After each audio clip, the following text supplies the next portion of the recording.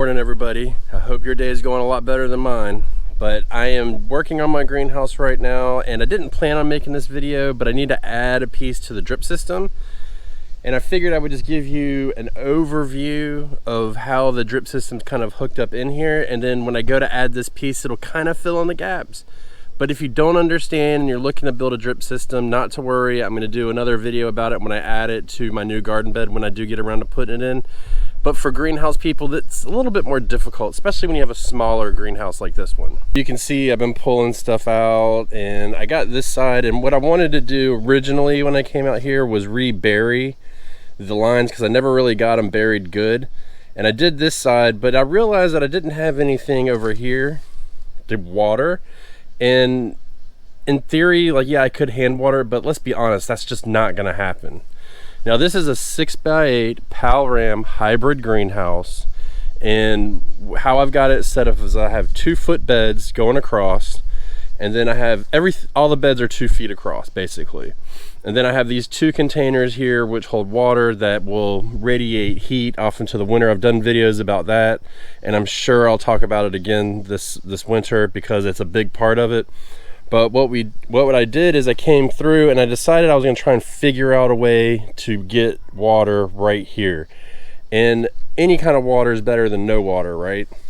Now that being said, I already had put in the system as I had shown you, and I'm going to show you right now how I have it going into the greenhouse and then all the lines, and then we're going to go through and we're going to hook up that piece. And it's going to take some finagling. Drip system's hooked to all the beds and it's all in one. So I have a line underground that comes all the way up to right here. This is the connection point. And I just drilled a hole into the greenhouse and ran it through. So I have an elbow with a piece of line and then a switch that comes on, and then it feeds underneath. And we have the whole line basically buried.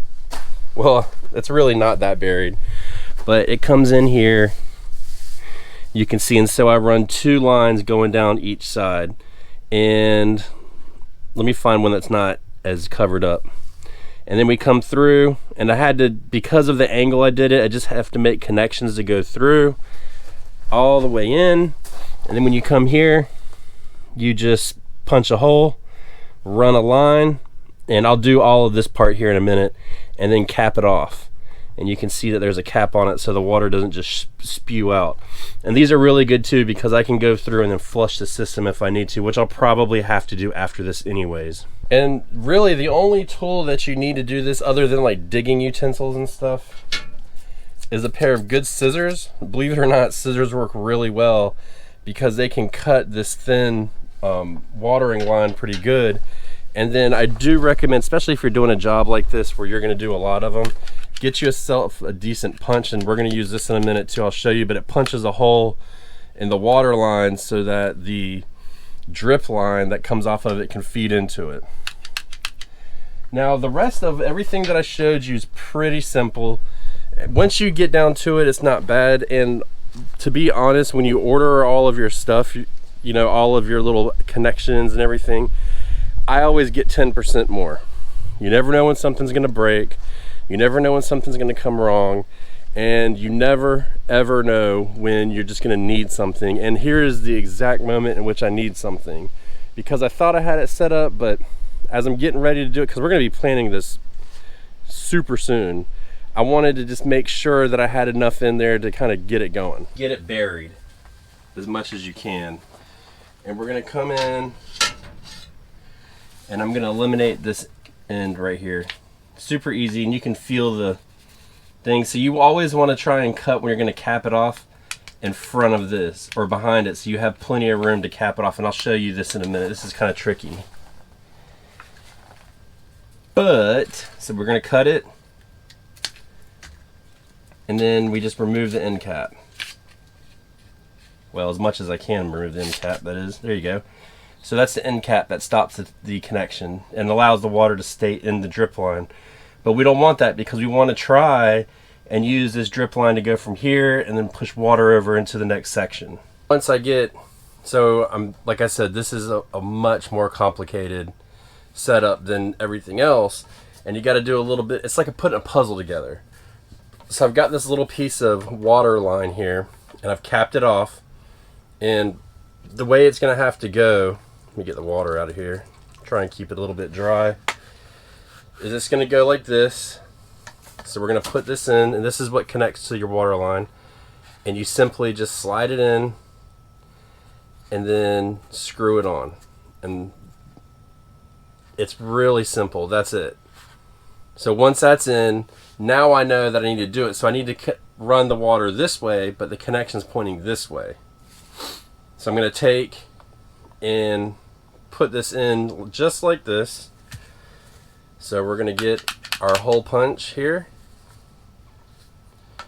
And like I said, when you order this stuff, 100% get a good one. It's like 15 bucks, but when you're doing a big job like this, it'll make it so much easier. You don't have to fight with it. So we'll take it and let me do it this way. You just put it in, seat it as far up as it'll go, and then just like that, you've got a hole.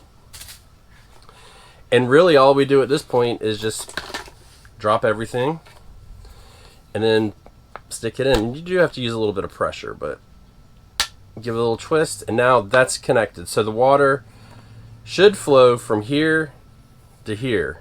And now we need to get it another water line to run this way. And so this is our water line. I'm just using a piece of scrap that I had. And I have to, because of the way the diameter of this and the connections are, I'm going to actually have to run an elbow as well. So if I am correct, and let me show you guys. I went ahead and put this on just to check to see if it would fit right. And remember, you have to have the fitting going this way so the line can come out.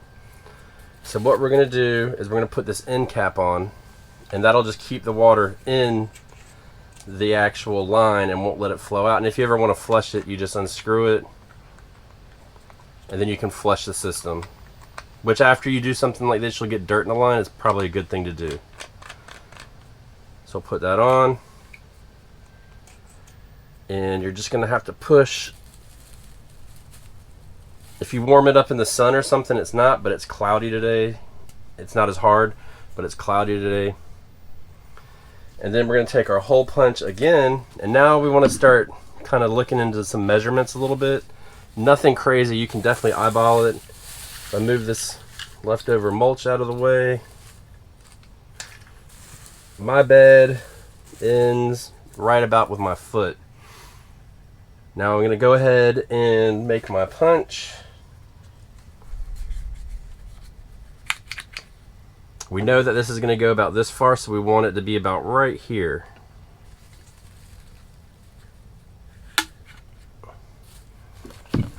And then you push that on.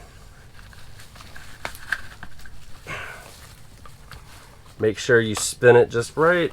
Tighten it down. Remember, always tighten it down. Then we'll take this one, pop it in. Then you'll take our drip line. And so these are spaced every foot. You have an emitter. Now this is, so if I just put it in just like that, I'll have a space here, an emitter here, and here, and it will leach out and help. But I need to cut it, because if I don't, it's going to be all the way over here and here, which doesn't help because there's another drip line here with an emitter right here. So we're going to take it and just line it up, get our skizzers, said skizzers because it's spelled with a C, cut it, feed it,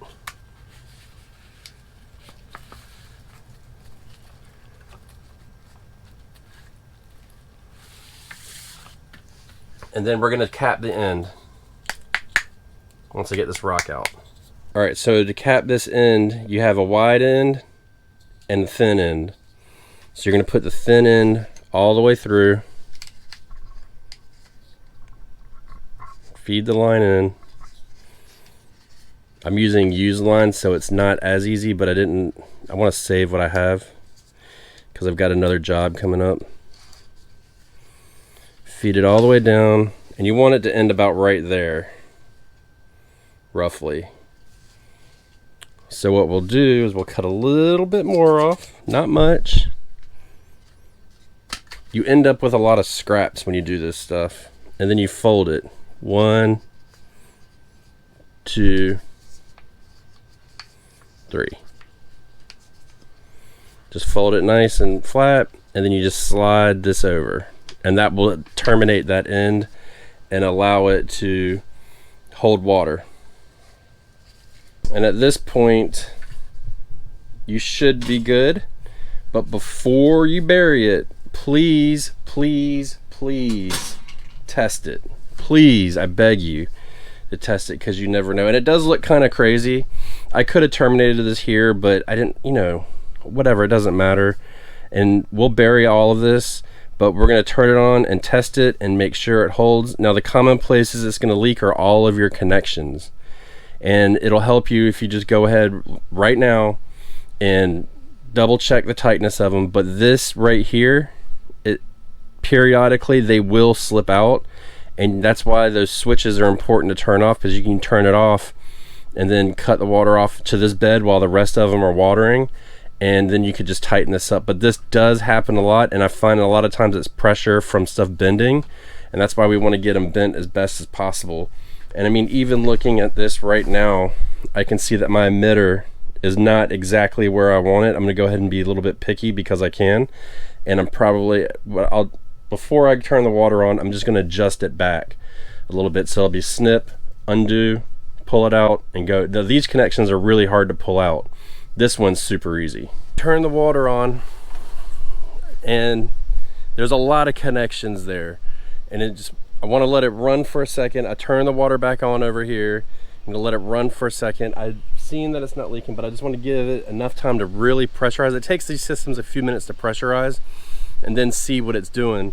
And it's been a few minutes, but just remember, you got to let it pressurize first, and then let's see what it's doing. No leaks here. Now here, see that? We have a leak.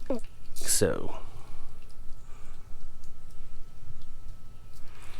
tighten it down. I missed that, but see, that's good because I caught that leak. This is good, this connection's good, and you can see we have water emitting. Successful, successful. Love it. And you can hear it hissing. It's just pushing some air out of the system. It gets air in the system because I've got a pressure release valve on one of the ends that just kind of, when you turn it off, it lets it release the water slowly, and that keeps the algae from building up within the system. You could always do something if you had algae. Well, first of all, you could flush it, but you could probably, yeah, you could inject a little bit of like bleach or something into it. And because once you get this system, I would recommend going into like injection feeding and stuff, and you could put a little bit of bleach in the system, and it'll be so diluted it wouldn't matter, but it would help clear that out. And that might be a good thing to do at the end of the season when the garden's empty and you know you put it all to bed and everything, just a little bit, like a capful, and that could help just kind of empty all that out. And since we're here, I'm gonna go ahead and bury that line, which I've already dug the trench for. You want it to go pretty deep because you want the emitter to come up and hit the roots. And then we'll cover this one, and then we have one more back here that needs to be covered up, and then we should be good for the year. But see, look, here you go. See that? I just need to go back and tighten that down. That's it. It's probably gonna pop here any second and start spewing out water. So I'll just turn off that hose and go back and retighten that. But that's very, very common, and you just have to keep an eye out for it. And that's how I'm keeping my greenhouse watered. It definitely keeps the disease down. It definitely, well, really just helps keep the disease down, but it also keeps the ground more saturated underneath. And my water bill went down by 25% since from last year to this year, and that's with the inflation hikes that happened, because you know how that goes. So it kind of worked out in my favor. Now, I did spend a lot of money on this system, I think, to do 9 beds in a greenhouse, and we're even going to be able to squeeze out 2 more beds. It was about $400, but that is a custom system that you build yourself, and I'll try and get Well, you just go to Home Drip Depot and build your system, and they're really super nice about, if you have them, they'll even call you and walk you through stuff about how to figure out your water pressure and all that. Really, it's more daunting than it seems, but it works out great, and I'm relieved that I've got that done. And you know, once you're in there and you're working in it, it might as well just go ahead and do it. I've got enough leftover parts. I think I need to order $2 worth of stuff to do the last 2 beds. There you go. But I'll do a whole thing about that raised bed. I'm gonna build a bed on a slope, so that'll be one video. And then once we get it filled, we're gonna do another video about adding drip line to a raised bed, because it is way easier. And we're also gonna be adding to the line that's existing here. So keep an eye out for that, everybody. Goodbye.